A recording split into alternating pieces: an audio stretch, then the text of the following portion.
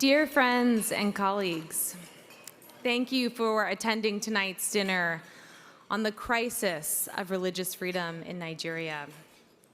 I particularly want to thank our hosts, Sam Brownback and Katrina Lantos Sweat, for their great vision in creating the International Religious Freedom Summit.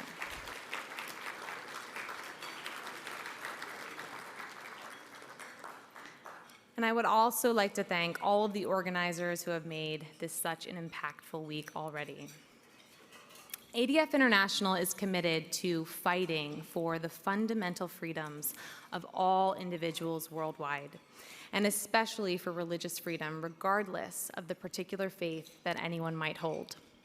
We work with an ever-growing global group of allied attorneys to protect religious freedom around the world, including in the most difficult places to practice one's faith.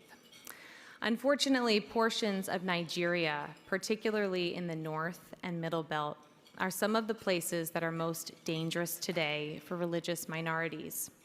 Over 27,000 Nigerian Christians have been murdered for their faith since 2012. Hundreds of thousands of Muslims and Christians have been internally displaced. Terrorist groups such as Boko Haram and the Islamic State West Africa have targeted Christians and Muslims who refuse to submit to their particular extremist ideology. Christians have reported increasing attacks by militants associated with the Fulani people. And while the motivations remain complex and in some cases ambiguous, there is evidence that jihadist ideologies are spreading and are associated with this violence. Recently, there has been an increase in brutal methods of violence, such as the beheading of priests, as well as the kidnappings of children in schools for ransom, and the money may be making its way back into terrorists' hands. Just last week, 121 school children were kidnapped from a Baptist school in Kaduna. Imagine living a life of such insecurity and marginalization that you do not know whether your son or daughter will return from school on a given day. Imagine not knowing whether your church or mosque will be standing the next morning, or whether the next time you see your priest, he is in a terrorist video having been kidnapped. That is the reality for so many Nigerians today. One young Nigerian girl in particular has been an inspiration for millions around the world for the bravery of her Christian faith. Leah Sharibu was kidnapped by Boko Haram.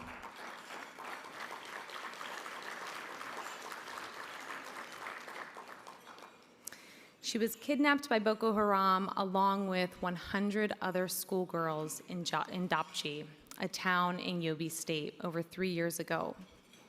Boko Haram told her that they would release her if she denied her Christian faith and converted to Islam, but she refused to submit to their demands.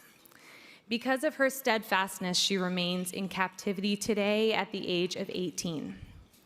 Two of our speakers tonight, USERF Commissioner Tony Perkins and the president of the Leah Foundation, Dr. Gloria Paldu, are some of the most passionate advocates in the world for Leah's release. The Nigerian government should do all that it possibly can to work for her release, and governments around the world should vigorously advocate for her.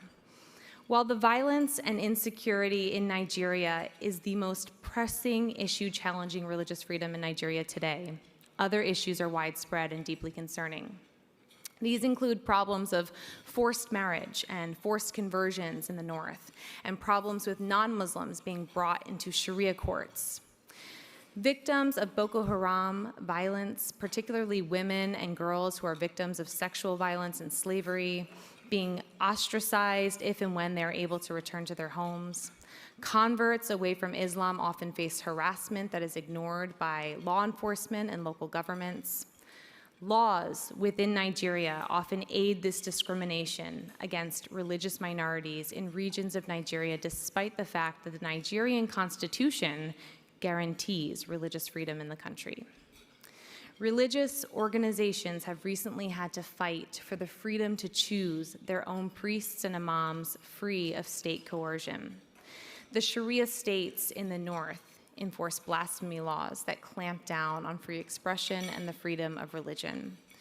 Mubarak Bala, an atheist from Kano State in the northeast Nigeria, has been detained since April 28, 2020, after making a Facebook post that allegedly insulted the Prophet Muhammad. Yahya Sharif Aminu, a Sufi Islam musician from Kano, was also charged with blasphemy in early 2020 and has been sentenced to death by hanging. He has no access to legal representation or to his family. USERF Commissioner Fred Davey has become an advocate for both Mubarak Bala and Yahya Sharif Aminu, and we join with him in calling for the immediate release of both of these prisoners of conscience. All of this is taking place against the backdrop of a country, the largest one by population in Africa, that is in turmoil. Protests over police brutality have roiled the nation. Secessionists have been fighting in the Southeast, and the federal government has attempted to crack down on free speech, freedom of the press, criticism, and dissent by shutting down Twitter and by attempting to prosecute everyday users of the social media site. Every day, Nigerians have come to believe that the federal government is indifferent to their real problems. The situation has become so dire in the country that many voices are sounding the alarm as loudly as they can. Ambassador John Campbell of the Council on Foreign Relations has called Nigeria a failing state. The UN Special Rapporteur on extrajudicial killings has called the country a pressure cooker of violence.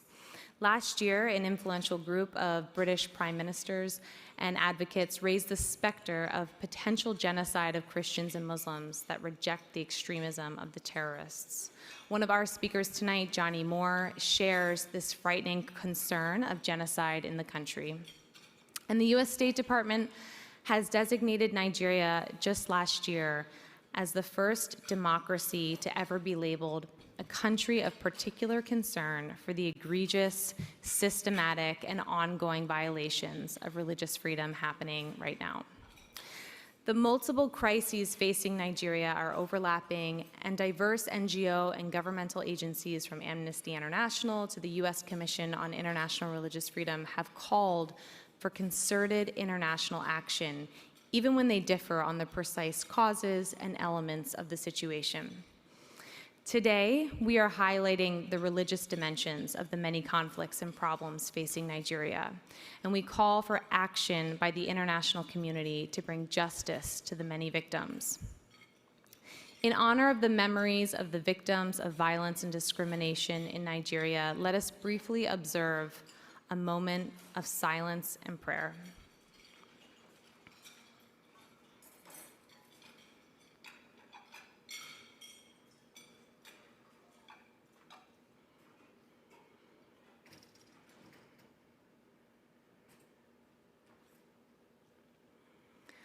Our speakers are some of the most distinguished advocates for the persecuted and downtrodden in Nigeria.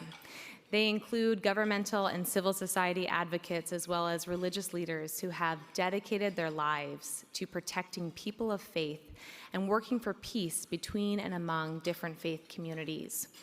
They will describe their firsthand experiences and expertise and suggest actions that both the international community and those in Nigeria can take to work toward a solution to these dire problems.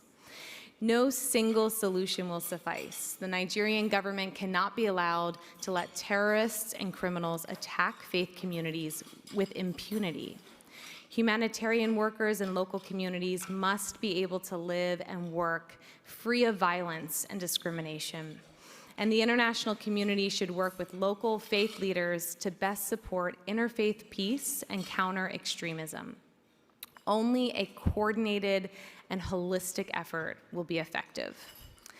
Thank you again for attending tonight, and a special thanks to the many of you here who are already working tirelessly for religious freedom in Nigeria.